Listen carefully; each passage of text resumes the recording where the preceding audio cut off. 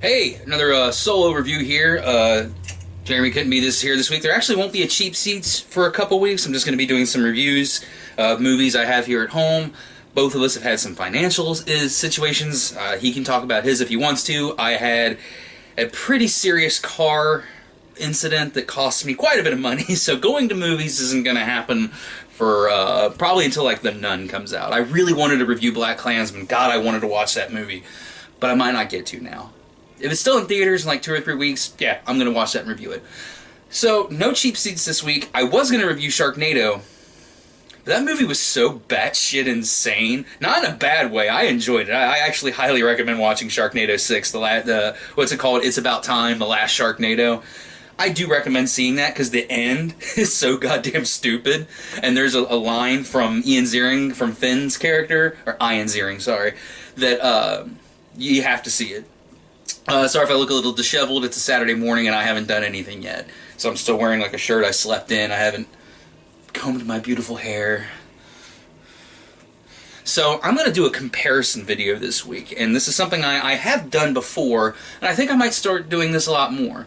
And it's going to be theatrical cuts versus director's cuts.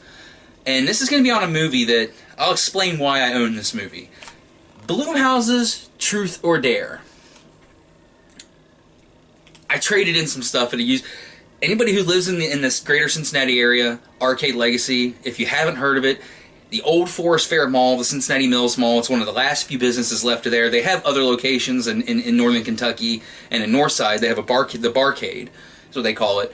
But the owner's a great guy. NES games, they have Virtual Boy games there. They have a little bit of everything.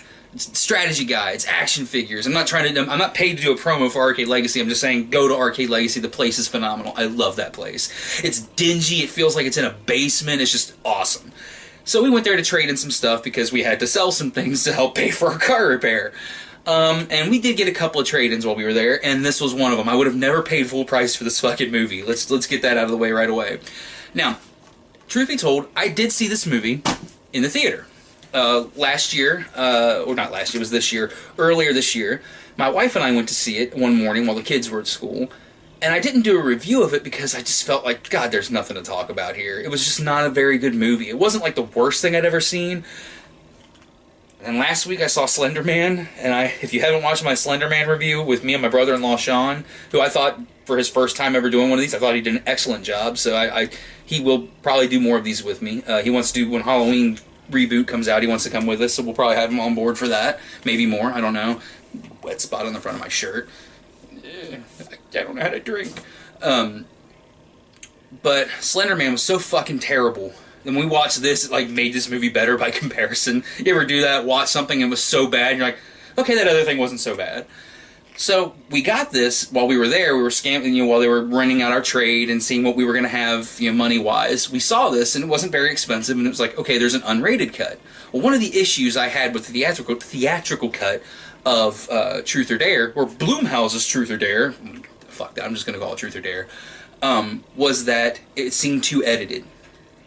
You can do a PG, I'm not against PG-13 horror films. They can be good. But a lot of times they're not, and it's because of that restriction with the rating.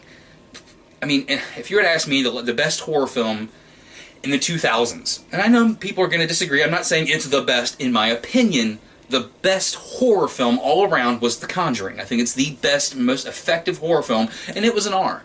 I don't think that movie would have been as effective with a PG-13 cut. So this one I saw, I was like, okay, I'm going to give it a chance. First of all, the plot of the movie, done by a different director, still probably wouldn't have been that great of a movie. It's fucking Truth or Dare. They play, what it is, it's these really annoying kids, and this is another fault of the director, because one of the main characters in this movie is, I can't remember her name, but if you watch the TV series The Flash, the female Flash from the alternate universe, who was really, God, I think her name was Violet on that show, wasn't it? I don't remember. Or maybe that might be her real name. But she's really good on that show. And very appealing. Like it made her appealing. Like, she's not that she's just pretty, but she's just an interesting, appealing character. So I know she can be good. But in this movie, God, the whole movie I just want her to get killed. I mean, you do feel bad for her at some points during the film, and we'll get to that. So the movie is these dumbass college kids all decide they're going to go to Mexico on spring break. The one is like works for Habitat for Humanity and all that, and they're trying to build her up as the good girl. Which nothing. I think Habitat for Humanity is a wonderful organization, but I mean, what I'm trying to say is they're trying to build her up as this super, just awesome, all around like scholar, great girl, and she goes with her friends to party in Mexico, and they talk her into going. While they're there, a guy hits on her at a bar. And then just random dude sticks up for her, and he's ready to whoop this dude's ass. And the dude that hits on her is a total fucking douche. He's a bro. If you're watching this and you're a bro, turn it off. I fucking hate you. But I don't mind it. I have friends that are kind of douches, but they're cool douches. But there's the asshole douche, the bro douche, and this bro, hey bro. That guy that wears this super fucking white guy with the collar, and I won't go into. I'll do a whole video on why I hate fucking bros. And people who say bro, it's nothing if you call your friend, hey bro, what's up? People hey bro, bro. Like, anyway, I'm getting off track. So this guy hits on her at the bar. This other dude just chimes in, and this other dude has this look on his face like he would snap this fucker's neck. So he talks his shit to him, and he kind of punks the dude out, and the dude walks away like, like all bro douchebags do, like he got the better of him, but really he got punked out. So he invites her and her friends to go to this old abandoned. And we've seen enough horror movies. You don't go to an abandoned church in Mexico. Why the fuck would you do that? There's nobody around. Like, if it was like right on the outskirts of town, you'd be like, yeah, let's go check it out. But they have to walk through a lot of like forest and stuff that like there's no one around for a long time. Halfway through that walk, I would have looked at the people next to me and been like, I think this guy's gonna try to kill us. Let's get the fuck out of here before this guy fucking axe murders us. No, they're all dumbasses, so they still go. So he suggests they play a game of Truth or Dare. And they're like, oh, what are we, all kids? It's like, yeah, technically you kind of are. But anyway. So, they agree to play Truth or Dare, and then it turns out that there's like this demon in the church that you play, you get invited to play Truth or Dare, and if you accept it, then like, this thing will keep coming after you until you die. It's so goddamn convoluted and stupid.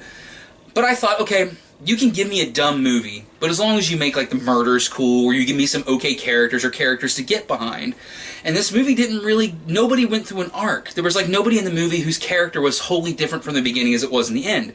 A movie I've sung the praises of that did that right was the movie Happy Death Day. And that was a very underrated and overlooked film. And in Happy Death Day, that girl went through one of the greatest arcs in a film I've ever seen. Who she was at the beginning was nowhere close to the person she was at the end. That's how that's supposed to happen with these movies. They change the person and who they are. And the main character of this movie, I've said on my channel before, I love Joey King. I think she's a tremendous actress. I love watching her. I know a lot of people don't like her. I do. In fact, I think her and Jamie Foxx were the only watchable parts of White House Down. And I've mentioned how much I like her. The main girl in this movie, look at this cover. She looks like fucking Joey King. Joey King works for Blumhouse. Just fucking get Joey King. I mean, she was in Wish Upon, which I liked Wish Upon. I know people hated it. I thought it was alright. It was dumb, but it was fun. This movie's not fun. That's the problem. Even there's like one death scene when the bro douche dies. That's pretty awesome, because his death is like, oh my god. Like my daughter, our oldest daughter, recently moved back into the house with us. I've mentioned this. My other two kids can't talk or anything, so I will never know their opinions on these kinds of movies, but she kind of likes the same movies that we do. She, like, squirmed at that part, and she left the room, because his death is so, like, oh god. Like, he falls off a pool table and just breaks his neck. And it's cool when it happens.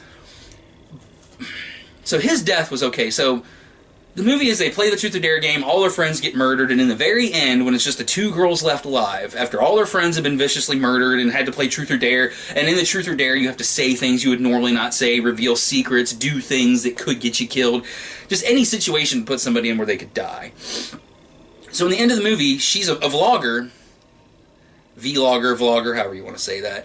And so tons of people watch her videos on YouTube, way more than watch mine, and so she invites them all to play Truth or Dare, so she can help save herself. So that's the only character change she goes through, is she goes from being a decent person to a person who just got thousands of people, innocent people killed, hundreds of thousands maybe, just so her and her friend could live a little longer, because eventually the game does get you. No matter, it could be years and years and years later, the game gets you.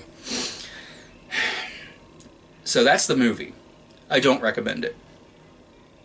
Well, if you're drunk with your friends and you want to move, you ever watch a movie that you enjoy watching with your friends to yell shit at? You like to hate watch something?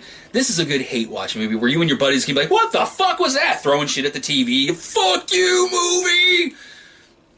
That's the only purpose this film serves. So, oh, hi, kitty. Kitty's at my feet again. Say hi, kitty. I'm a cat. Look at me. I'm kitty-like. Hi, baby girl. So anyway, the difference is the Blu-ray extended cut better. Yeah, but I've used this this example before. It's kind of like saying I'd rather step into this pile of shit than this pile of shit and vomit, because at least this is just shit. This is just shit and vomit. That's why it's better. It's actually it's a lot better. It's easier to sit through because it doesn't feel as chopped up. The murder scenes don't feel like they're pulling back too much. Like there's a lot more blood. Like there's a scene where there's another guy, he's a douche, but he's not a big bro douche, he's just an asshole. And he sticks a pen in his own eye, then walks towards a wall, hits himself upside the head, makes the pen go further in his eye, and he drops dead. Well, in the theatrical cut, that was it. Because PG-13, the way they get around it is they cut a lot of the blood out, which I think is fucking stupid. In this, like, a huge pool of blood comes out from underneath the door. It's like, that's how that would happen if some dude just stuck a pen through his eye all the way into the back of his head. He would be bleeding like a stuck pig. So, the death scenes are better. If you're gonna watch the movie, watch the director's cut. Don't watch the theatrical cut. I mean, I wouldn't recommend watching either, but if you decide I want to see Blumhouse's Truth or Dare, do that. Now, I am a fan of Blumhouse films. I do. I like the Blumhouse films. Most of them, anyway. Even the bad ones are still kind of fun to watch. Well, except for the first Ouija. I'm going to do it. As soon as I learn better editing techniques, I'm going to review Ouija. Because that's just, wow. Slender Man was still worse. So, is the director's cut better? Yes, but just because there's more better murders in this version. Alright, so probably won't have a midnight screening. Sorry, Brad. I probably won't have a Saturday morning cheap seats for a little while. I'll probably just be doing some reviews of movies, and I have another series of videos I'm going to do called Unpopular Opinions. And this is where and it's going to be solely my opinion. I'm not going to say what you like sucks. I'm going to go, I think this sucks. I have to make that clear because I even have close personal friends that if I don't make that specific distinction, they say I'm broad. Like one time I insulted, I don't like the song Don't Stop Believin' by Journey. It's not that it's a bad song, it's just really overrated. It's not that great. I'm not the biggest fan of Journey. I'm just not. And I don't hate them.